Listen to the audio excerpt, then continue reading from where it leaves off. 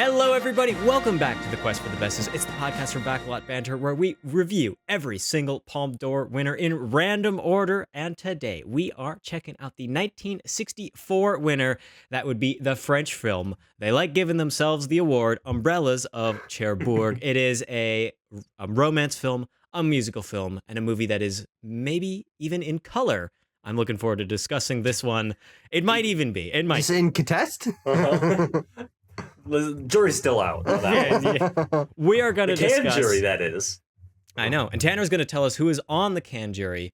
But before we do that, of course, a little bit of housekeeping from last week's episode. We talked about the film Le Dolce Vita from Federico Fellini. It got a score of 7.4, which put it at the 11th place on our list, above Dancer in the Dark and below The Best Intentions. And so... there you have it. Keep track of what's on the list. If you want to find out more about our list, go to the Letterboxd page. You can find all that information down in the description. Okay, Abram, do you have a comment from the previous week's videos? Anybody you want to shout out? Yeah, we're going to go back a couple weeks, actually, and go back to our review of A Man and a Woman, because sticking with the French Velasquez, vibe. Yes. Valerie Velasquez, 9923, said, I love this Great movie year. so Big fan. They say, I love this movie so much. Definitely a vibe and mood masterpiece. Amazing soundtrack, beautiful visuals, too many racing scenes, and could have used a little bit more dialogue, but I liked their less is more approach. Sure. I can get that. Okay, well, there we have it. Thank you. And I if frankly don't have the attention span for a talkie movie, so I want more vroom vroom car go fast. Yeah. F1 coming next summer. Well, there we have it. Tanner, would you do us the favor and give us a little plot synopsis of Umbrellas of Cherbourg? Maybe what happens in each of the parts of this movie, given that it is so lovely delineated for us. That's right. It is episodic, split into 3 acts, perhaps. I don't know. Just saying. But Put it out there. Don't start drawing no triangles takes place in the late 1950s.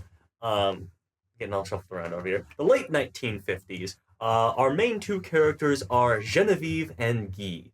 Or Guy. I don't know which one we're going to settle on in this episode. We'll probably just say Guy. We're American. Yeah. Sorry. Genevieve we know and that Guy. it's something else. Genevieve. Genevieve and Guy are 2 young people in France. Guy works at a car repair shop. Genevieve works for her mother's, Umbrella store. Is it just umbrellas, or is there other stuff there as well? Yeah. Okay. Well, just an umbrella store. Notoriously. Oh yeah, it's called Umbrellas of Cherbourg. Yeah. That's right. Movies, and they're in a young budding romance. Genevieve's mother doesn't exactly approve of Guy. He's a bit of a roughneck. He doesn't have a steady job or anything like that. But eventually, Guy has to get shipped off to the mandatory service in France for a couple of years. But before he goes, he and Genevieve share a night of passion, which results in Genevieve's pregnancy. And as is, it is frowned upon at the time to be a single pregnant woman in France. So she is sort of forced to shack up with a wealthier man who at some point helped Genevieve and her mother get out of some dire monetary strait with the store and everything. And she's sort of ushered into a relationship with him. And by the time Guy comes back from his service in Algiers, she started a different life, and he is also forced to start a different life. With his mother's caretaker, his mother being a sickly woman. And then we do a time jump, and many years later, they're both happily married with some kids of their own, but they have a sort of a reckoning with what could have been, and that's the end of the movie. Mm-hmm. It's also a musical. It's its own kind of musical. Yes. Yeah. It's a musical in the Les Mis sense, where they are just singing the whole time. There are not okay, this is the song, and the character is going to sing about what they are feeling in this moment, or what they want, or X or Y. That is just protracted over the entire runtime of this film, that if I can roll right into my thoughts on it. Why not? Go right ahead. Stop you. I love this movie. I had seen it a couple years back, but in returning to it, it was like a warm blanket. And that's really the vibe of this whole movie, is it is very warm, very inviting, it's super watchable. The colors are obviously gorgeous to look at. 90 minutes. It is 90 minutes Cool. long. It is it's moving, it's emotional, it's funny. it's It stays cool. It keeps warm. it It's stays. peaceful. I mean, the production design and the costuming and everything like that are fantastic. The leads are so entrancing in how Mhm. they sort of dance around each other and then are pulled apart tragically. And yeah, I mean, I'm sure as we'll draw comparisons too, it's quite similar in plot and execution to a more recent film that we've reviewed on the show, not the Pandora show, but La La Land. Being a Best Picture winner for a brief period of time, we decided to do an episode on it. But yeah, I mean, I love La La Land, and I also love Umbrellas of Cherbourg. Abram, what did you think? Now, it's not a contest, Tanner, but La La Land is my favorite movie ever, so Okay. I love it more than you. Okay. Well, I mean, I have It's a seen little contest. I have seen Dune 2 4 times already, this year, out 5 stars every time, so maybe La La Land is not my favorite movie forever, Mm. but for now, it is, and I'm watching this film and thinking, yeah, this is just a lot like my favorite movie of all time. Yes. And it's interesting because obviously this is a very unique approach to the musical. I'd not seen a musical like this before. And so I found the approach quite compelling. And it's interesting talking about this musical that doesn't sort of have the same heightened sense in choreography or style that the other ones Yeah. we've talked about in the show have. Instead, that heightened sense of style comes, as you're saying, for me, mainly in the production design, which I think is just absolutely amazing. The use of color was literally jaw dropping to me. I found Yeah. it quite exceptional, and so receiving the film was wonderful. But I think I'm a little bit lower on it than you because I just don't know that for me the plot is actually that compelling. Okay. Yeah. I think specifically as you're getting later into the film and Guy goes away to Algiers, I think that we just sort of lose touch of the magic of the chemistry at the beginning of the film, and, Yeah. and I think we sort of dissipate, and obviously we don't see Guy for a long time, then we don't see Genevieve for a long time, and they meet at the end, and it's a beautiful moment. But I think that the time when they're apart is just not as compelling to me. Which is most of the movie, Yeah. or at least half of it. Yeah. Yeah, I also like this movie, and I remember watching it a few years ago when I was really trying to educate myself on foreign cinema, and I had just gotten Criterion Channel, and I was like, oh hell yeah, I can watch a Jacques Demy movie, Uh-huh. and I liked it a lot, and I still like it, but I do think that on this second watch, knowing where it was going, it felt more transparently simple to me. In that this movie is a lot of style, and I think a lot less substance. And the style still holds it up to be a very, very good movie. And what substance is there is totally fine, but there's not a ton thematically in this movie. The character work comes in, I think, fits in spurts, where like scenes where two characters are talking, like, oh, okay, this brings out an interesting character point. But for most of it, it's just kind of going through the motions. And I like it as sort of like an unsatisfactory romance movie. It's definitely unique from that angle. But for me, it's mostly about what this movie does to set itself apart stylistically. That just makes this worth watching, because if it did not have the talk singing, which I am, especially the second time around, a little bit more hit or miss on, but it's not a negative aspect for me. It didn't have the color and the cinematography that Jacques Demy brings.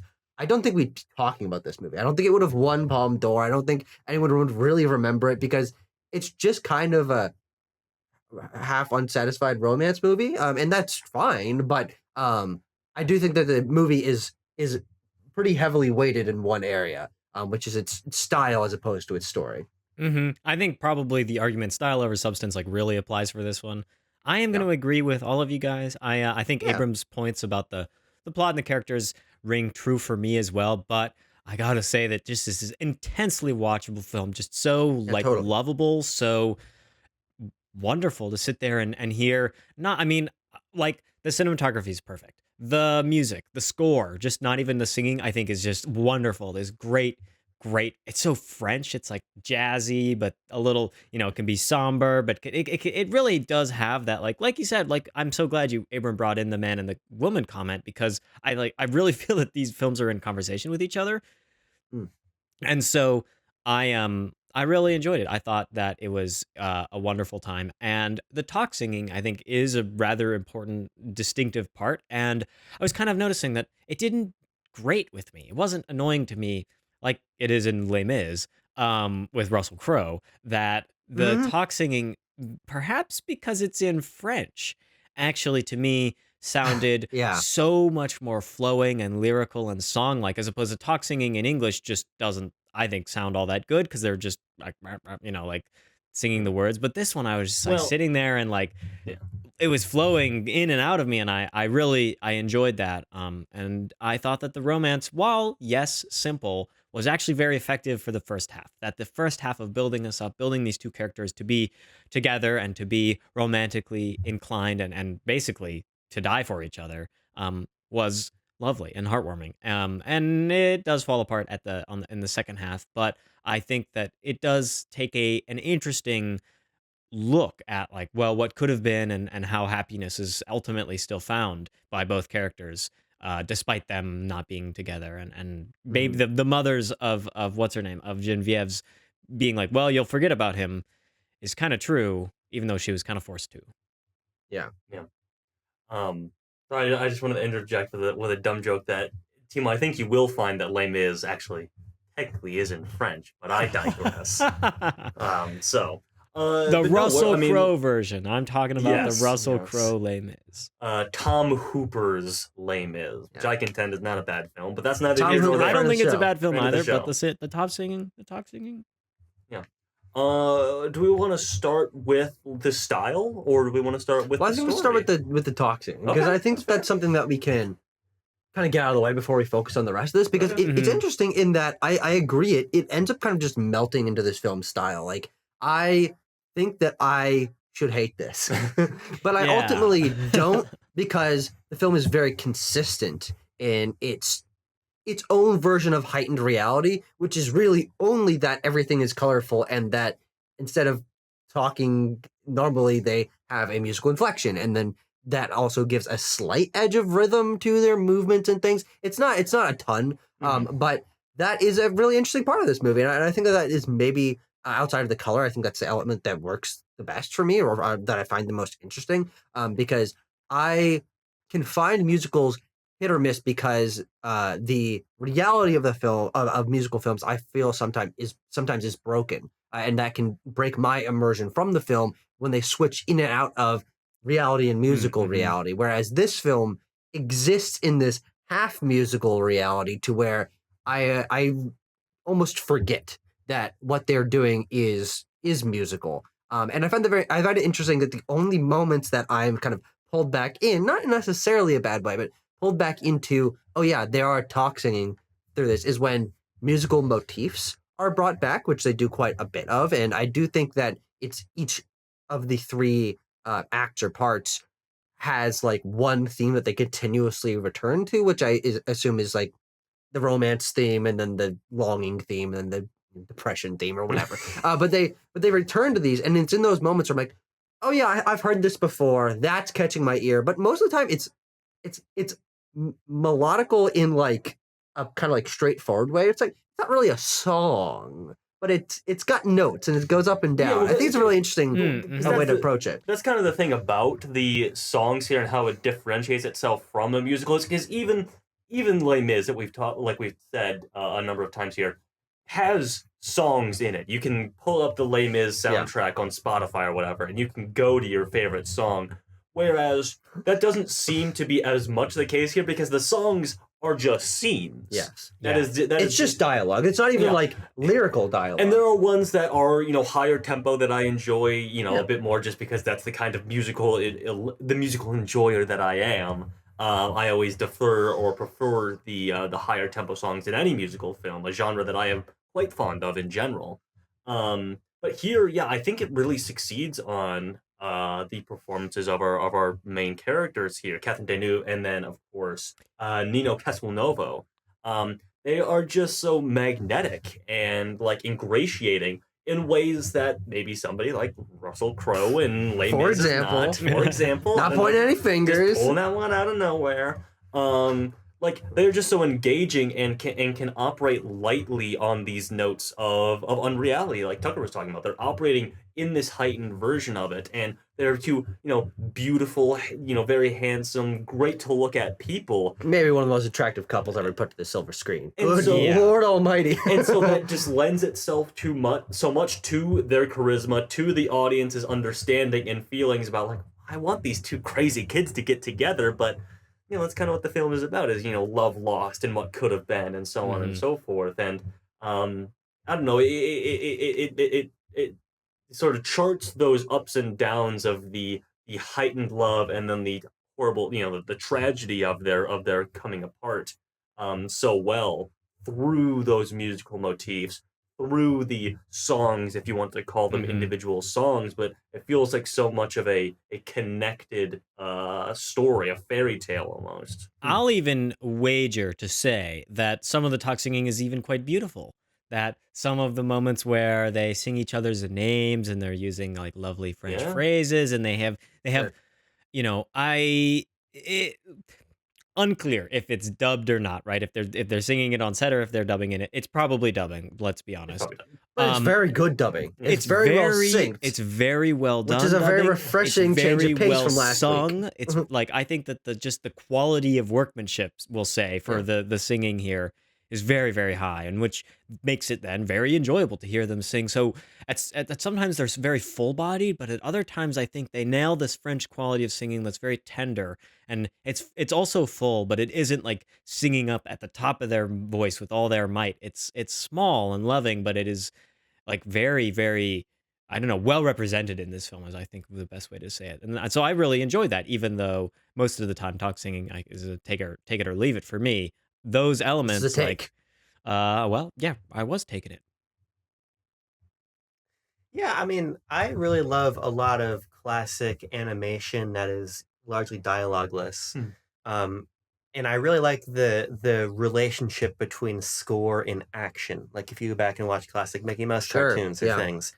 And this film isn't that, obviously, because the way we move, again, is not very musical like in the way that we think. Yeah. There's not dance numbers. There's not even sort of a flourish to how people walk. They are Mhm. simply walking. I think that this sort of the interesting interplay for me here is between the score and obviously the dialogue. Yeah. And I found that to be really interesting, again, because I'm not familiar with filmmaking like this. Yeah. And I think that the score, as it does in those old Mickey Mouse cartoons, really does drive the film here. And I think that the Mhm. score deserves particular praise.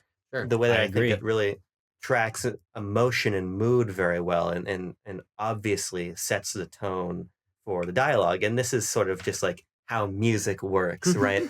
But I find it compelling But you also have a lot of choice in how you set the tone. You can set the tone a lot of different Yeah. ways to achieve the same effect, and I think that the score in this movie very wisely like sticks. It's in its silo. I don't think it ventures outside of its world, but its world is so crystal clear that Yeah. we are able to experience all the variations of it. And I mean, I'm gonna go find the soundtrack later because I want to listen to some more of it. Bossa Yeah. Nova, like, come on, what's not to love about it? It's also intriguing because the production design is amazing, but the production design in some ways it's not that it's unchanging, but it's that it operates in the same style. Yeah. We also visit the same locations Yeah. mostly. We're largely in these same locations. We're largely prioritizing these exciting uses of color. But that's not always in tune with the emotions of our characters. Sure. It's that score that is able to get us into the peril of maybe losing the umbrella shop, or the sadness of the relationship falling Mhm. apart, despite how beautiful France remains. Yeah. So that's why, to me, I think the score is really at the heart of why the movie works. For Yeah. me. And the score also, as I said, does tread some musical a motif when it repeats. It can repeat quite frequently within any given sequence, but I don't think that it ever gets annoying for me because this movie's 90 minutes. It does not overstay its welcome. We do not have to sit here for 2.5 hours and hear the same musical cues over and over again. Yeah, maybe it was insulting Lawrence a little Which bit, is, but I appreciate that about this movie in that as a 90-minute musical, it's, I think, okay with me. There's someone you forgot to ask, Tucker Hazel, to have some repetitious musical motif in that I don't feel like I'm tired of it by the end of the very condensed runtime. Yeah, for sure. I want to talk about the color and the costumes and the production design Yeah. as well. Mhm. And obviously, that lends itself to the music that we were just talking about as well, because it feels so well crafted in that sense. Hey, Jacques Demy, good director, I think. He finds a way to tie it together and make all of the elements in any single frame or moment of this film feel quite cohesive, like they could not exist separate from one another. I mean, Yeah. one of the very opening scenes is like the garage, and that's got a high tempo thing to it, and he's taking off his jumpsuit and he's talking about what he's gonna do that night. They're all like, "Well, I'm gonna go to the opera. Well, I'm gonna go to the movies, and I love movies." And you're like, "Hey, me too, pal." But like, there's a lot of that. There's a lot of those high tempo moments where the camera isn't exactly doing anything flashy per se, but we're following our There's very characters few camera around. moves in this Exactly, movie. but we're following our characters around nonetheless, and especially with those high tempo numbers, it never feels like we're dropping a beat. It never feels like the film is at all at odds with itself, versus the slower, more more tragically imposed sort of moments. The garage or the bill argument towards the beginning that Genevieve and her mother are having. There's these high tempo moments that feel really fun and still invoke the feeling of watching a stage musical. And it still charts that. It still absolutely charts that. Those mood swings. But I as mean, for the the yeah, go for it, Timo. costumes. I'll add that Guy is looking fly the entire movie. All the I time. mean, the nines that they put this fella in are just exquisite. I'm like, They become 10s almost. I mean, yeah, these nines are so drippy they're almost a 10. The way that, to me, it has a modern sensibility in its styling. Let me get on my fashion horse a moment, and that just like Yeah, one thing we know greatly about Timo Nelson. I have a fashionista Fashion guy. extraordinaire right here. See, the look of Guy or Guy, maybe, I don't know, I haven't decided yet, but he could have stepped out of a modern fashion show. I think like the cuts, the outfits, the colors are actually just, they've come all the way around. We've done a full revolution around the fashion sun, and now this stuff that they're wearing is way cool again. Exactly, Looks yes. amazing again. It was out of vogue, but it's back now, and I totally dig it. I want those suits for myself. The hats, the see-through hats that some of the characters have, even the umbrellas, I think, are works of art that are just specifically designed to like fit in with this whole wonderful like reality plus kind of world that the film is existing in. And the costumes are the perfect example of that for me, because the costuming is very unreal, and frankly, the production design for the sets is very unreal, of ridiculously blue or green or pink or yellow wallpaper, whatever it is. And I'm complimenting. I don't think that's a bad thing. But the costumes strike this interesting balance where they're not wearing like hats that have like a bunch of flowers coming off it. They're not like giant capes. They're not in My Fair Lady attire. No, here. exactly. Well, because it's modern. But It's a modern film. True, yeah, but I appreciate that the relative restraint for the costume design, because this could have easily become very garish and flowery, but they're colorful costumes, but they're colorful versions of clothes you could imagine someone in 60s France wearing. And so I think that's a really good balance where it's just that just enough heightened to where it catches your eye. It's perfect in that sense of. And, the characters are color-coded to a certain extent. I mean, Guy is always wearing blue. He often recurs in having this blue shirt under whatever suit jacket he might be wearing. And his room. It's where he has like a ship in a bottle and his room is all blue as well. So it really like drives that home when he gets home. He kind of has like a IKEA magazine 6-year-old room. He does. Everything's color coded. It's like that, or people of our era might associate it with like, he's like a cartoon character. Like he wears the same kind of thing. He has a color that he wears. In the beach episode, his swimsuit would be the same color as his shirt or whatever. Be made of the same material. Exactly.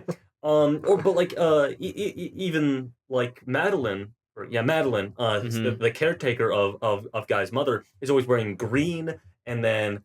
And also, his aunt's apartment is green and blue. which is interesting. True, The yes. wallpapers and the set design is a mixture of green and blue. Mhm. And then Genevieve is actually an interesting example where she is sort of given these two colors to play with her character. At the very beginning, she's wearing yellow, and then she goes to pink, and she kind of oscillates between those two colors for the entire film. Mhm. And as color is such an important aspect of this film, from a directorial standpoint, I was trying to sort of see, how that maybe ebbed and flowed with her character arc and where Mhm. her mindset was at certain points. I don't know if I ever actually tacked that down, what the meaning of the green or the yellow versus the pink was, or sometimes she's wearing both, but Mhm. it's pretty to look at like Yeah. all the time, so it doesn't really ultimately matter to me or impede my thoughts. There's also like there's a as you're saying a structure to the color, but there's also a maximalism in pattern and number Oh, of definitely, colors yeah. that I Yeah. found really compelling. I mean, when we walk into the umbrella shop, the door on the interior side is this really interesting black Yeah, and red. it's like it's like spade shapes almost. It's Yeah. like black with like these red splotches kind of along it that are really eye catching. Yeah, there's this sort of willingness to boldly put color in conversation or take a wall of great color and add an accent color Yeah, swash into there and then have the character, especially I was noticing like Genevieve's mother will sometimes wear a complicated pattern. yeah. And then Mhm. she'll stand in front of the Wonder wall. where she shops. Ooh. Well, I think you should leave reference. That's very good. Yeah, I mean, those they're probably expensive too. It's not, but yeah, but literally that like Yeah. informs her mother, Genevieve's mother's character. Like Yeah. she is a woman who runs her own her boutique umbrella boutique, Yeah. and like so you're like, yeah, well, obviously she's yearns for the finer things in life a little Definitely. bit. She's maybe even living outside of her means, with Genevieve telling her at the beginning, well, why don't you just sell your jewels and everything to pay off the Can't bill? do And that, she's like, No, I can't do never. that. But she obviously does, and this is just a quick aside, a little character moment that I love. It's in the second act where she has sold her jewels. They like went through that whole deal with, what's the guy's name? The tweet. Roland Cassard. Thank you.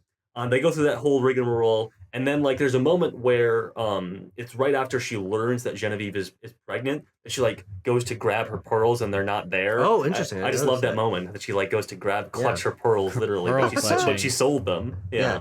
Well, I just think we might as well switch over to the characters. So we talked about the music, we talked about the color.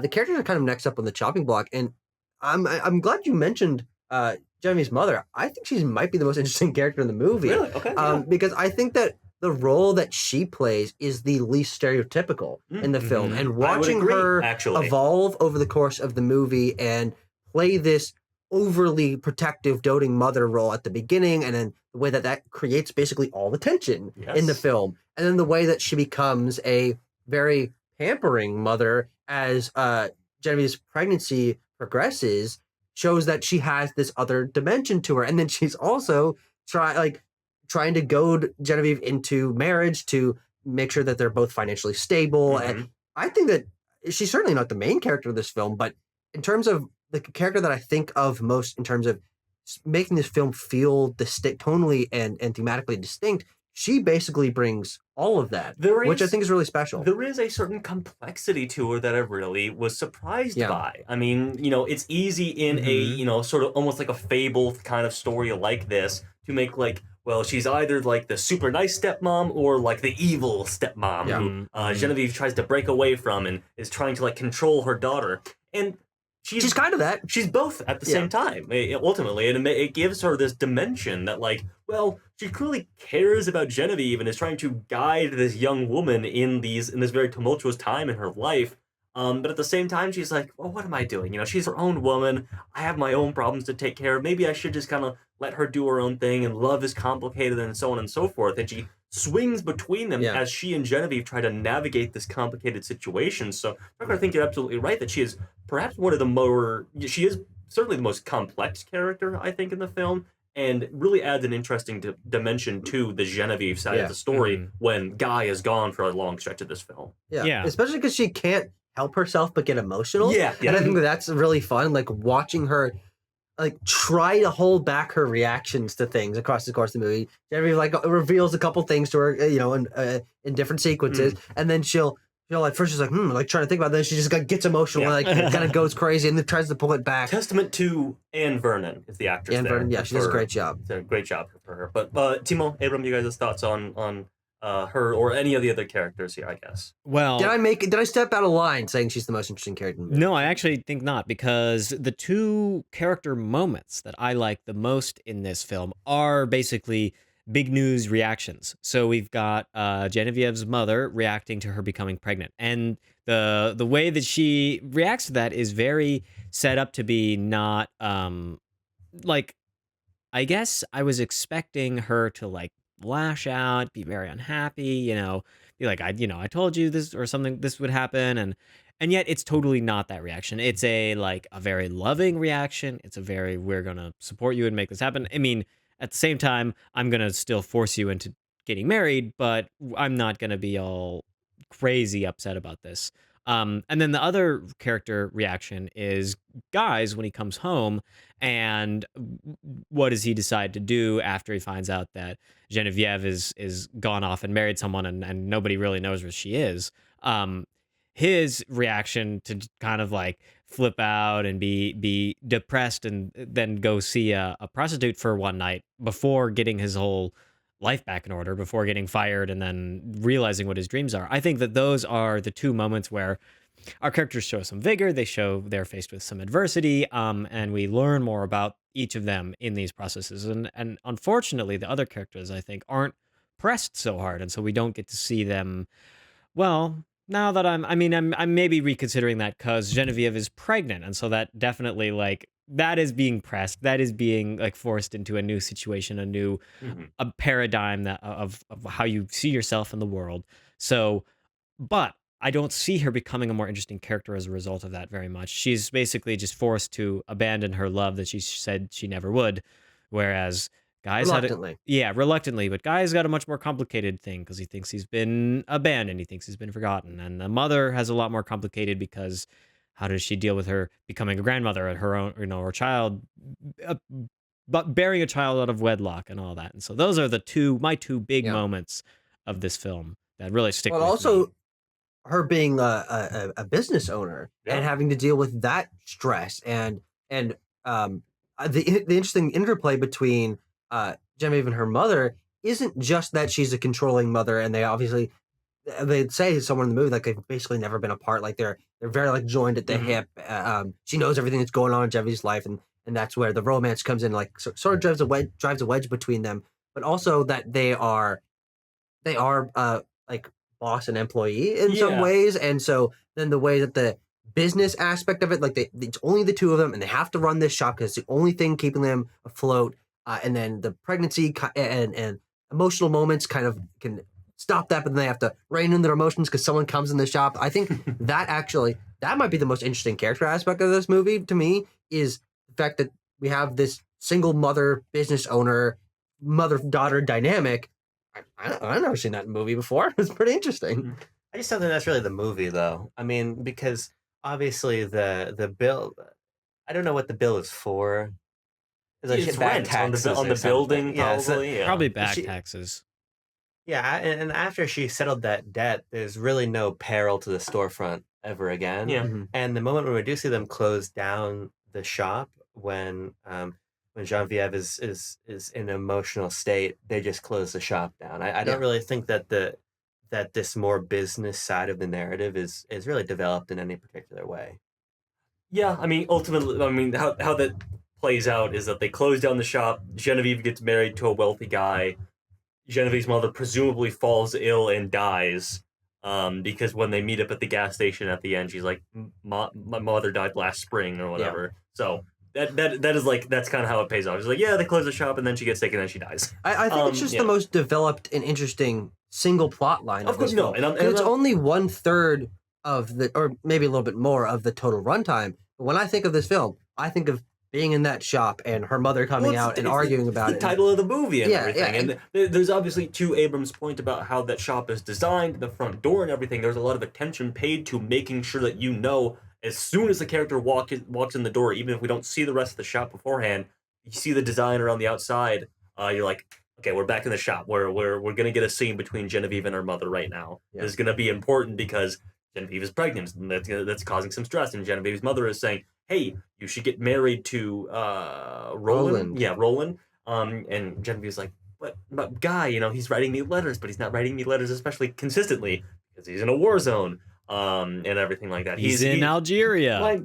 My mother, he's occupying a foreign territory against the native peoples. You think of it, just think of him right Think now. of the hardship he's enduring. He's being ambushed. And then guy's writing his letters like, saw some guys get blown up the other day. Not too worried about my safety though. We should talk about Guy though. Yeah. I mean, he is obviously the other half of this film. And he has this. His character is kind of he's suave, but also he's tortured a little bit. They're both in this period in their life where they're like coming out of being like teenagers. They're becoming young adults and having to bear the. Well, she's 16 at She's the beginning. 17, what? brother. She's He's 20. 17. Oh yeah, he's 20. That's right. That's what it is. They're both becoming young adults, and different culture, different time. They're having to take on certain responsibilities, whether that be getting pregnant or going to war. Yeah. Two very feminine and masculine I guess things kind of like of what, the time. What does the nation require of you, young adult? Yes, well, and then there's, this is France 20 years after World War II. 10. Similar to what we were talking about Yeah, last like week with La Dolce 15. Vita. Yeah. And Fellini started commenting upon Italy post-war. France, obviously, in a very different position than Italy was, but nonetheless, I think there was some material there about like the disconnection, the loss of innocence and love lost and everything like that, compounded or maybe juxtaposed against this very romantic, very classical fairy tale like narrative. So yeah. Do we want to talk about Guy? You guys have any thoughts on Guy as a character or his arc or anything like that? I mean, my favorite moment, or that's not true. I think the most empathetic moment of the film is the moment between them when he's headed off to war Mm-hmm. and she doesn't want to leave, and Yeah. they're in the cafe together. Yeah. And they're sort of saying a goodbye. I think that the real sense of chemistry you feel between them is extremely powerful. And so I find myself, because of that, quite invested in his safety. And I think Hmm. that because we never see him, he exists only in the context of photographs and letters. Mm-hmm. I think we come to care about him in this interesting way where there's always a chance that the last letter was the last letter. Yeah, yeah. And I found that very compelling. I when he returns back from the war, I think is where the film, to me, loses its way a little bit. Yeah. Because I really love seeing him as this dispossessed veteran who's not only not only trying to reintegrate into this French community, but then decides in the end to just live off of his pension from being injured, Yeah. but has also been dispossessed literally by his future wife. Uh-huh. I think that's compelling, but I just find myself wishing that they had spent more time together, Sure. or she was more present in that portion of his narrative. Yeah, it's an interesting structure, and I appreciate this movie doing something different for the romantic story structure, which really is first third is a romance movie. Yep. Second third, it could be the middle part of a usual romance movie where she's worried about the fact that they've been separated, and is he going to perish, and dealing with the incoming. Well, he's going to suitor. Algiers. He's not going to Paris. No, Paris is in France. Paris is already in France.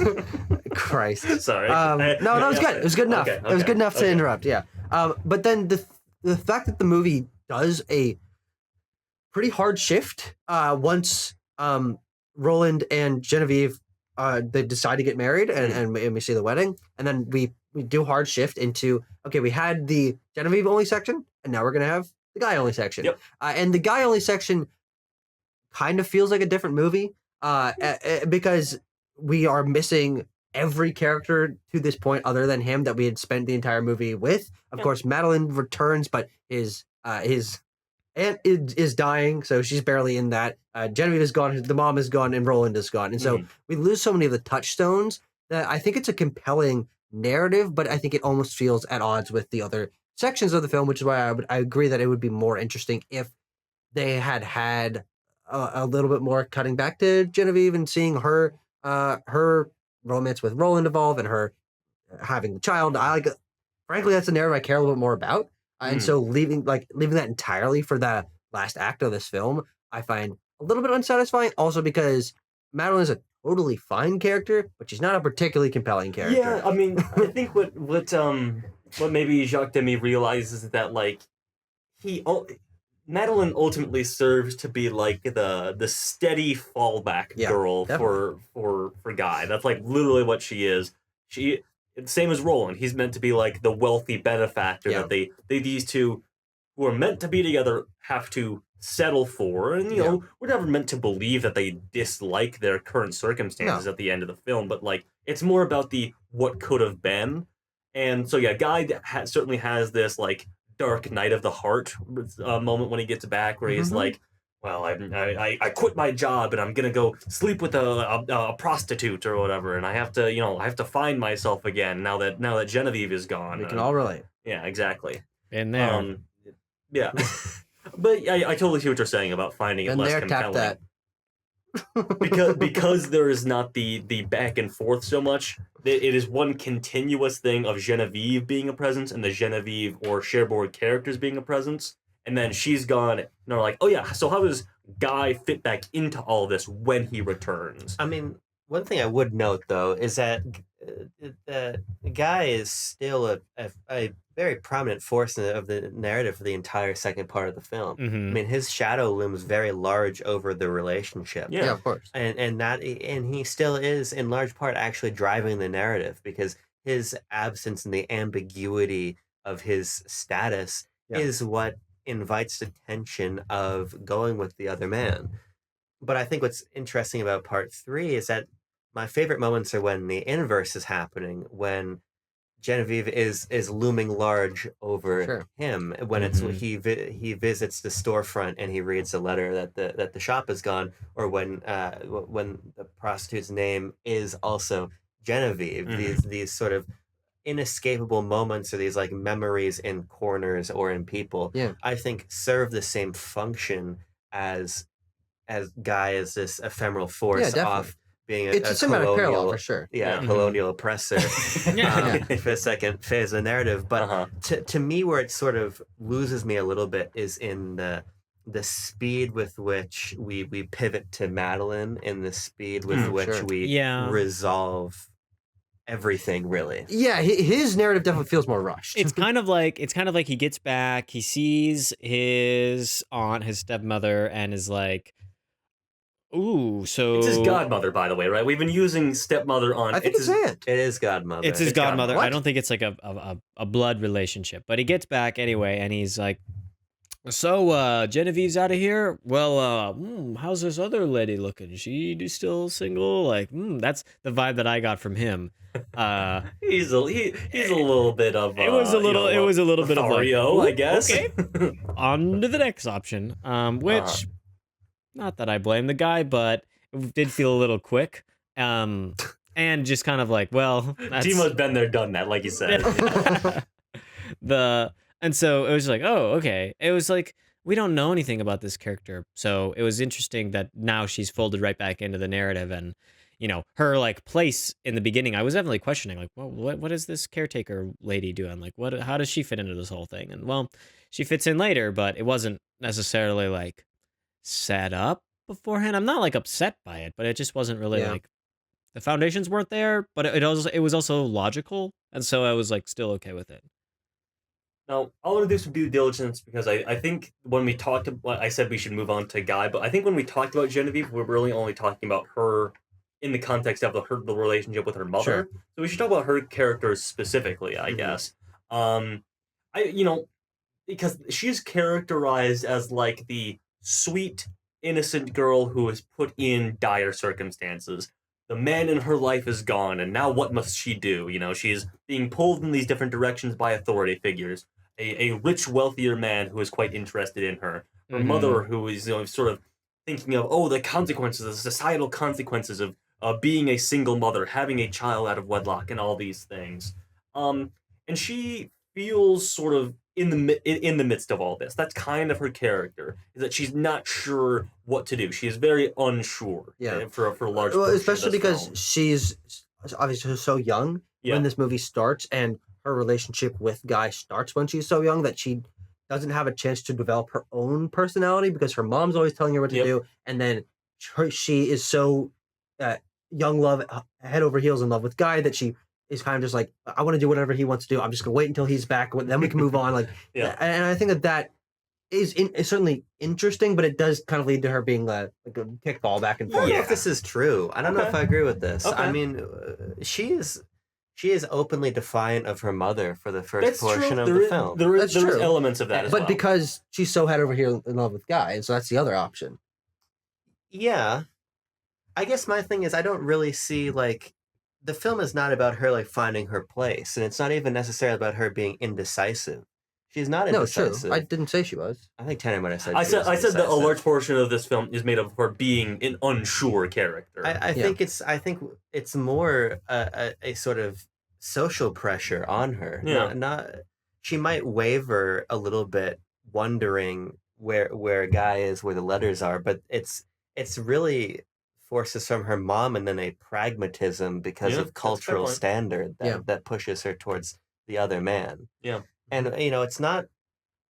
I think maybe what would have made the second half of the film a little bit richer for me is if there was a more of her Definitely. coming to terms with the decision Yeah, she's yeah. There is forced into making. there is a quick move that I do like the edit of it all, but the consequence of the story is neither here nor there. Where it's like bridal shop, hard cut to they're standing at the altar, and I like that edit. I like really how, like that edit. I like it a lot too because I think it lends to this idea that at this point Genevieve is maybe just like drifting through her life at this Yeah. point. She's relinquished control of it. She can't necessarily stand up to these societal forces anymore. She's like, okay, I guess I have to do this now. Yeah. I kind of have no other choice given the circumstances I'm in. So I really like that edit. But there obviously is a different world in a film that is not this one where we see her life with Roland and how that plays out and everything. Yeah. Yeah, because I think that her growth happens in the third act when we're not there, when we're not watching her.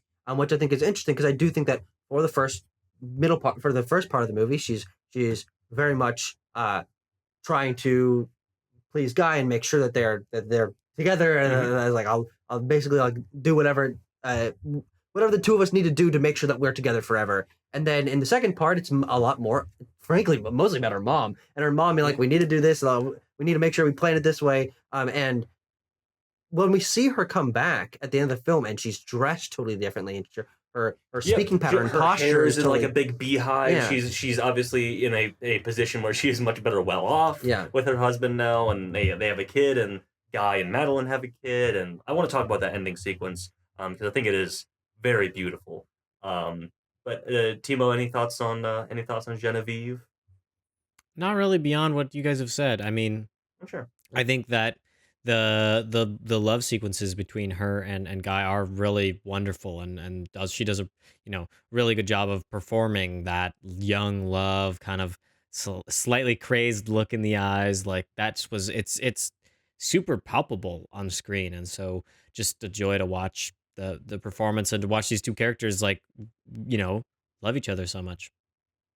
I mentioned that this film is funny, and I think one moment of that is born out of Genevieve and her like young rebelliousness a little bit, which is when she tells her mom that she is pregnant, and her mom's like, "Well, how could this happen?" And she's like, "Well, the usual way. I usual assure, way. I That's a assure really you." funny Yeah. line. It's good. I like that a lot. I think the Um, French sensibilities too in that line. Like, yes.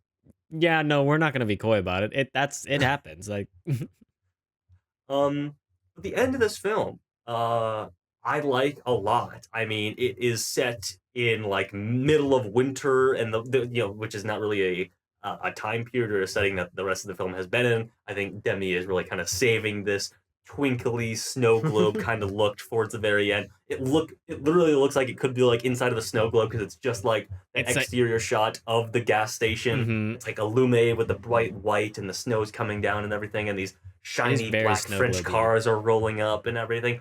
It's very like dollhouse, very very, I don't even know what the word I'm looking for here is. Gas It just station. feels like story. Thank you. It is very gas station. It's very storybook, I guess. There you go. Like, Yeah, it feels yeah. like it feels like you're turning the last page in the book Umbrellas of Cherbourg, and that's the shot. That's like the illustrated Sure. picture right there. It's like resolving from a minor to a major chord in a piece of opera. Yeah. Fair enough. And like the Christmas trees in the window, and the kids are there, and he's Mhm. running around in his galoshes and his little rain slicker and everything. Yeah. And that's the one where Best fit in the movie. I've said it a couple times where, like, I don't think we're meant to think that either of these characters don't enjoy or feel unfulfilled by what their lives have come to become. Mm, But what do you guys think? I don't know. I think we are because Okay. we spend so little time with either of them. We never we see a little bit of Guy being comfortable with his situation, Yeah. hugging his son, making sure he's safe, like decorating the tree. But then I think the look on his face as that happens, especially because we saw so little of that relationship actually develop, shows that like he's like, oh man, Or is it? I'm missing it, and, Yeah, and I especially know. for Genevieve, Okay. because she is so unsure about the relationship Yeah. going into it. We hard cut, we see nothing, and then we Yeah. come back, and she's obviously changed a lot, and we don't Mhm. know exactly what's happened. But I do think that the way that she has lost her sense of like fun and innocence, Yeah. and she's like just completely buttoned up. I see that as more of like this relationship she was forced into kind of pushed her into a Yeah. square peg into a round Yeah. hole kind of thing. I can definitely um, see that too. And so I do think that both of them are Sure. to some degree unsatisfied. I think it's hard to read Guy as unsatisfied to me anyway, because we Mhm. learn from the beginning. I can't say anything in this discussion without being entirely wrong. No, what I'm saying is if you look at the beginning of the film, what he says to her about their future is he says, Yeah. I want a gas station. Yeah, of course. And we know that he wants this gas station really badly. Where I agree with you is on Genevieve. Sure. Because Genevieve, we have no data points on. Yeah. We don't see her at True. all. But we see Guy, he wants this. Yeah. And what we also see is a moment of closure for him that we don't see for her. Mm. When he leaves the car and has a wife and child to play in the snow with. Mm. And I think it's hard to read that moment from my POV as an audience member as anything other than him having a moment of great pleasure with his family in the Sure. snow in front of the business that he owns. Mhm. I think that there's really not a dream for him that wasn't realized that the film set up that he wanted. He also But- asks Genevieve to leave too. When their conversation is wrapping up, he's like, I Yeah. think Mm. you should get on the road. And so he is. I just think he's deeply hurt. I think the miscommunication that happens in the middle of the film, the however the letters get misinterpreted, the decision by Genevieve to go and marry the other guy really fucks with his head. I think like when he comes back from the I Yeah. mean, not to mention going and being in war, but like coming back to that, and the way that I see all of his subsequent choices being made because of Genevieve's one choice, that he is Yeah. going out and finding a new love and starting a new life and following the dreams that he wants, because I think maybe something that he wanted really, really badly was taken from him by the draft, Yeah. but then also taken from him upon his return. And He's so definitely painted to be a very sympathetic character. And that's why I think Genevieve's position in the narrative is very weird, because she does, on sort of like a moral level, wrong him pretty objectively by leaving him. In the eyes of him, Yeah, of course. she's left. He's not really Because he doesn't thinking know the context. Yeah, he's not really thinking about the context of Yeah. which she lives or all that will become. That's or a really whatever. good point. But and so that's why I find her, and where I agree with you, Tucker, is that she's in a weird position where the Yeah. choice she made was not one of love intrinsically. Yeah, of course. The dream that for her is to be with him, and that doesn't happen. So I think that's where you have to read the unrequitement that you're talking about. But I Mhm. think Guy gets everything he wants. It's just not with the same person. Yeah, I guess so. But I think that the specificity of his passion for Genevieve obviously weighing so heavily over that last third of the movie of wanting to go to the shop and then going to the cafe and seeing the empty chairs when they sat, and then that sort of snowballing into him kind of forcing himself in order to get over it with Madeline, who again, as I said earlier, I think is a totally fine character, but their relationship feels so forced to me that I think that in terms of the time scale of the movie, I'm never given a chance to really see him become satisfied with that and lose the or more lose the drive to want to have been with Madeline, who I think he has a deeper passion for. And so I think that in the last moments of the film, I think it is. I don't think he's as in as weird of a position as Genevieve is, and I think he's not maybe as disappointed with his current relationship as Genevieve is. But I do think that seeing her and seeing the child that has the name that he wanted to name the kid, and that he also named his kid, that's basically the same thing. Yes. And seeing the relationship with Madeline be time wise in terms of what we are able to see so condensed in comparison to how much he had been thinking about Genevieve before that.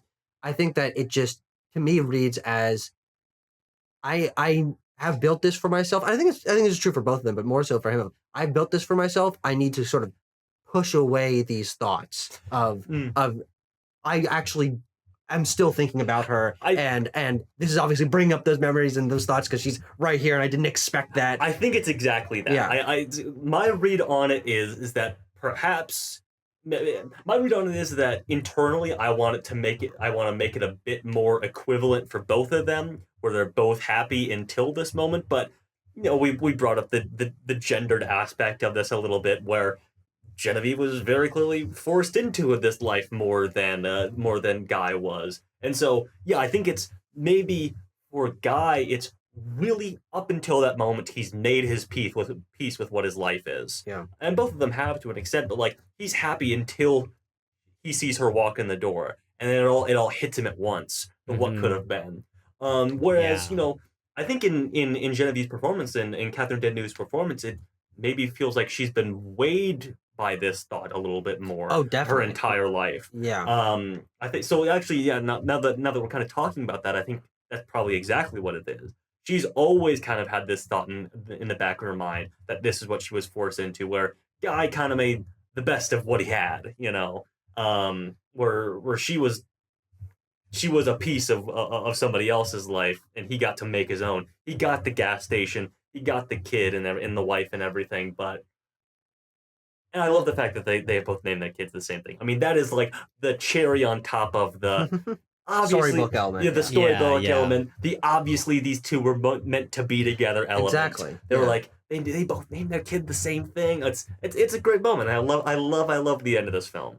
I think just it makes me also think about how the film rewards both of them or treats them in the narrative. Because he still picks Madeline. Yeah. She doesn't come to him, right? Yeah. And this is Well, I kind of feel like it's always implied that she gives him longing looks and stuff like that. But she only stays. She says, "If you say you want me to stay, I will stay." She doesn't initiate. He's the one that initiates. I mean, that's kind of an initiation, though. Like that. Well, it's also like, and he's you guy. Well, I put the power in your hands. Yeah, and also like he's in a very low situation. Like he's having like a tough time when they're having the conversation. Yeah. I think that is. I don't think it's manipulative because I don't think Madeline's a manipulative character necessarily, but I do think it's not all his decision in that moment. Yeah. Okay, well, I guess my larger point is, and if we're looking at how the narrative rewards them, it's still he still gets her, of course, and this is obviously, and to some degree, a sort of subconscious gendered aspect of the narrative anyway. Mm-hmm. But is that a guy gets a wife, but Genevieve it has to become a wife. Yeah, and he gets a wife, but he also gets the dream job he wants. He's rewarded coming back from his military service. He gets what he's after. He gets his whole life. He gets the closing note of the film. He gets a moment to be the patriarch in front of his business with his wife and his kid, where they're having fun together. Mm-hmm. In the last portion of the narrative, we don't know anything about Genevieve other than the fact that the wealth she's acquired is from the wealth of her husband. Yeah. And we see her appear in a car and leave in a car, and Mhm. that's all. And I think that subconsciously also speaks to who wins, Yeah. if you want to simplify it to those Yeah. terms, because Yeah. I think that the choices to not have, on a scripting level, to not have Genevieve in any way notify Guy does paint True. her decision as Because one. she stayed entirely away from Cherbourg, as she said. She's like, I haven't been back here since Yeah, the she wedding. doesn't even give him a letter. Yeah. He learns this from Madeline, and, Yeah, or and I someone else, think yeah. that it's hard to or the aunt knew, not the aunt, sorry, the godmother, the godmother knew, thought he knew, and he didn't. Yeah. And so I think the film, whether overtly or just intrinsically, is putting a blame and a weight and a social position on Genevieve that is Yeah, I would say. not at all like that of Guy's, and he gets the better reward if we are dumbing down this to Uh-huh. winning and losing. I think you're even right in the script, though, because when we talk about what they, in the first third of the film, they're both expressing kind of what they want. For Genevieve, it's to be with him and to have the child, and it also, in some way, is I do not care about the money. We will just live on our means. We live very frugally. I mean, obviously, it's like a young love sort of naivete Yes, thing. it's very but naive, yes. she very clearly expresses she does not care about wealth, and the only reason she's pushed into a situation where wealth is the managing factor is because her mother puts that pressure on And her. which she's a business-minded character anyway, because she's a business owner. And it's actually interesting that what she gets at the end of the film is the child that she had with Guy, but really it's the wealth. Is that she doesn't need to worry about that aspect, but she didn't actually want that. She was Yeah. not after that. That was not her dream. That was really her mother's dream, and Mhm. our mother is dead by the end of the movie. Yeah. And so I think you're right in terms of rewarding the characters for what their goals are. She doesn't. She gets the child, but she gets the child in an awkward situation, and she gets the. She doesn't get the romance, and she gets wealth, which she wasn't after. No, what I was gonna say, and then we can keep going down this point, or we can wrap up, whatever you guys want to do. But I was gonna say this like latter part of this conversation is like really an interesting like modern reading of it, bringing some gender politics into it a little bit. But I think what Tucker just said, and what both of you guys have kind of been hammering on, is that this stuff is still in the script. Like I have a hard time believing that Demy wasn't thinking this. Now I don't know a lot about Jacques Demy or his thoughts on women. Being a French director of the 1960s and born A man before that, in France I can't in the imagine he was- 1960s does not give a very high bar. Well, I do think we can read one thing into Jacques Demy. what's that? His wife is Agnes Varda, maybe True, even a that's more true. important French director than That's him. very And so he at true. least was okay with a And very successful Agnes wife. Varda, also a very feminist-minded filmmaker. So. I think there's a chance that he was one of the good ones. Maybe they Could've were been. You know what? In discussing that the benefits of feminism over the Yes. dinner table and a bottle of red wine. In that context, Tucker, I think you make a very good point, and so I will say that I mean, Demy probably did layer all this stuff into the script. And actually, a lot of his films are about women. This film is Yeah. about women. Young Girls of Rochefort is Yep, about women. Donkey Skin is about Yes, female like a princess, oppression. Yeah. So actually, we kind of Yeah, probably. I think we've stumbled upon our answer here. Yeah. The Umbrellas of Cherbourg is actually far more progressive than some of its contemporaries. Yeah, Or it's time. It's not a good Or darn. it's time. Yeah. Or it's time. Anything else, folks? Anything else? Any other thoughts? I mean, overall, excellent cinematography that complements the production design and Of the course, singing yes. and the costumes. Just, you reminded me earlier about that shot of the empty cafe. It's like a normal shot, right? But it really punches you in the gut because of the way it's set up, and you see the empty chair sitting there, and you think back to the embrace that the two lovers were in earlier in the film, and it's really wonderful. And so, yeah, I mean, just this is a delightful film to look at and listen to, and Yeah. if you happen to find yourself dozing off a little bit, you could even trick yourself into believing that you actually understand the French and don't have to read the subtitles. But What? I also You could trick yourself, I guess. you could. I didn't get a chance to say it earlier, but on the Timo's point about the cinematography, I like how confident the film is to leave us in a long take. I Mhm. think that sure. really elevates the obvious level of skill of the performers. Yeah. To be singing and maintaining Yeah. this sense of chemistry for sequence. I think of when Guy and Genevieve are going to the dance hall early on in the film, and a lot of that scene is a single take. Yeah, And I They- found like that- we don't even see them for good chunks of Yeah. it because the crowd is just like in front of them. It's like that's just because the take is Yeah. continuous. It's very blocking. it's very beautifully blocked and Yeah. and shot and confidently edited. Yeah. Yeah. Home details, Yeah. folks. Hit us with them. The 1964 Cannes Film Festival. Tell us some tales, Tanner. They had some good eats at this film festival, I will say. So the jury president this year, who headed up the jury that awarded the Umbrellas of Cherbourg, was Fritz Lang. Oh hey, Okay. yeah. What a guy. Hello, Herr Flitz. Didn't recognize a lot of the other names aside from René Clement, who is a French writer. Other films in competition this year, though. Oh wait, no. You know what? I misread. I thought I was looking at a different one on my spreadsheet here. 1964 was a pretty good year for the. Wait, Cannes were you Film right Festival. about the Oh, names? no, Fritz. Yes, I was. Okay. Yeah, Oh, okay. Fritz Lang is the jury Okay, president good. this year, but I don't even know what year I was looking at. But other films in competition this year included Black God, White Devil from Glauber Rocha, who I believe is the first Brazilian film to be entered in the competition. Okay. Actually, no. Well, first solely Brazilian film. Black Orpheus is like partially a Brazilian production. We'll talk about that when we get to it.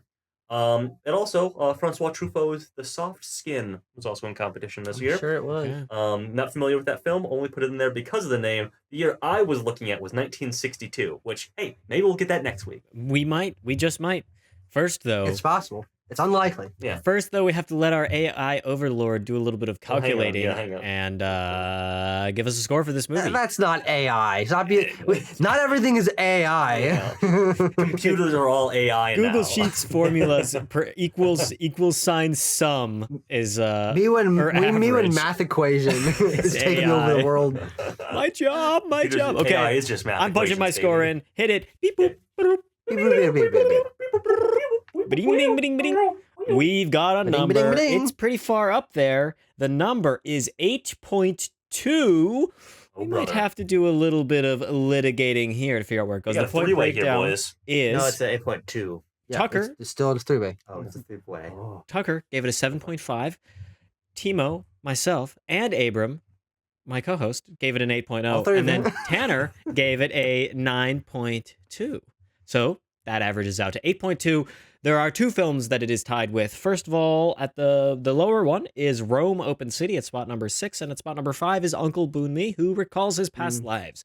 So two films that we had pretty good discussions about. What do Yeah. you guys think? Watch those episodes. Yeah. Give us yeah. views. Any So we gotta go chance? bottom first. Yeah, Yeah. yeah. So I'm gonna say that Rome Open Umbrella City. Cherbourg Umbrellas. is better than Rome Open I City. go above. I go below. I'm gonna go above. I like umbrellas more. All right, then I'm We gonna move go, on. I'm gonna go below for Uncle Boon Me. So in between Rome Open City and Uncle Boon Me for this film, Umbrellas. I think I'll agree with that. That's my take as well. I agree. all right. That was easy. There That's we go. easy. Yeah. Wow. No going to the comments this time. Those Thank flaky God. those flaky commenters. No, don't have to rely on Can't trust them. them. Can't trust them. Can't trust them as far as I Hey. can type them. Hey, Supreme Very good. Court, take notes, because that's the speed at which you should be deliberating. Yeah. I don't know if I agree with that. The problems of an equal import. Just purely vibes based. I don't know if I agree with that, but I digress. Let's get a new movie. Let's Okay. get a new movie. Okay, Umbrellas of Cherbourg, Well- spot number 6 on the list, 8.2. There Why you are have you it. whining? What's going on over there? Okay, we're good. Phew. Okay. We're up those pipes. Oh, mama me mama. Or should I do it in French? I should have learned how to say it in French just for this one. Anyway. Just do an accent, bro. Just do an accent. I'm spinning. Go, go, go. Wheel, what's your deal? Give us a movie that makes Wheel is on digital. Or is it a real Wheel? What is your deal? Oh, you nailed it just under the wire. Wheels deal is number 3. I do believe that sends us three? Oh, we're going all way the the hell back into the early, past. Early one. Yes. Yeah, we're going to the year of 1945. Oh, it's the and best this will year. be what? No, it's Is that not. okay. I'm just saying that Big because there's year. like 6 million Palme d'Or winners from that year. Oh, yeah, that's right. It's, Okay. it's a wide range. Yeah, which means we're always more likely to get 1945. Yeah, until we get through them all. But this is a film that I've never heard of, starring people I never heard of, by a director I never heard of, Oh, okay. starring Ewart G. Morrison, Oh yeah, it is yours. John Hoy, Huh. Ray Reagan, In directed relation? by no, but directed by Leopold Lindbergh. This is The Last Chance. The Last Chance. What country is this Give me a from? plot Venom: description. The Last Chance. Oh, give me a plot Okay, description. what's here, the Doctor. country? Leopold Lindbergh. This seems like a German. It does I could seem look like a here. German, but we can never Genres? quite be sure about these Uh, things. No releases. Switzerland. Oh, see, I was see, gonna say, what did I could say? look on my my spreadsheet Yeah, here. but that's the same. They get you the same info. Hang on, I gotta see. We've got to Is make it sure not- that is this worth our is time? correct. Yeah, it's worth our time. Yeah, we We just have might, the as, same thing? might as well figure. Yeah, I know that. Might as well figure out where the movie we're watching is from. The Last Chance is yes, Switzerland. A Swiss film. That's worth our time. Wow, I think that would be the- the first Swiss film on our. Yeah, I on our think show. it would be. I think it might be the first Swiss film I've ever seen, frankly. The plot description reads as Here you go. follows: escaping a Nazi prison train in war-torn Italy, an American and a Nazi British soldier prison set out train. Ding, ding, ding. Italy, British, American, set out for a Swiss border and a find Swiss border. and find themselves leading a multinational party of refugees for the Italian underground. Sounds Now- interesting. I'm seeing a letterbox curve here that is both Quite middling. unpopulated and quite middling. Yeah, how So many what- views- Only 507 people. Oh, this might be really hard to What's find. the Oh, it's on runtime on Tubi. this? It's on Tubi, according to Letterboxd. It's under 2 hours. anyway. Is it on Squibbler? It's on Phoebo. Weep wop, baloo-loo-loo. Well, it's time for the last chance. It's Can't wait time for for the another last Quest chance. episode that'll get 3 views. Yes. The Kings. No. The Last Chance has an untapped market that we're Untapped. gonna crack into. Maybe. Yeah. The geriatric YouTube watcher will be tapping in for our Geriatric review Swiss of the film last That's chance. right. Appreciator. All those 90-year-old Swiss viewers are gonna be salivating at the mouth to watch The Last Chance. They'll get review. that no- Weirdest they'll get that demographic notification. breakdown on YouTube ever. Well, 90-year-old Swiss cinephiles. The Last Chance review, upright bar, skibbity toilet. Yes. Upright bar, free V-Bucks, upright bar, Mr. Beast. We did it. thank you guys for talking about The Umbrellas of Cherbourg. A lovely film, a wonderful film. I am looking forward to watching another war film from 1945. I mean, you'd think they got tired of the subject by the end of that whole shebang, but they didn't. And so they made a bunch of Jesus Christ. We're not tired of that shit. We're not tired of it now, Timo. I guess we There's like As humans, three we are World still- War II movies this coming is- out in the word season. Why do I have my outro as it is? To remind you not to go do war. And with that, What? Oh. it's a reminder talking every about? week. I Peace is want in you there. to Oh, not go peace. out and commit violent acts. So with that, Yes. last chance next week. Stay cool, keep warm. Peace.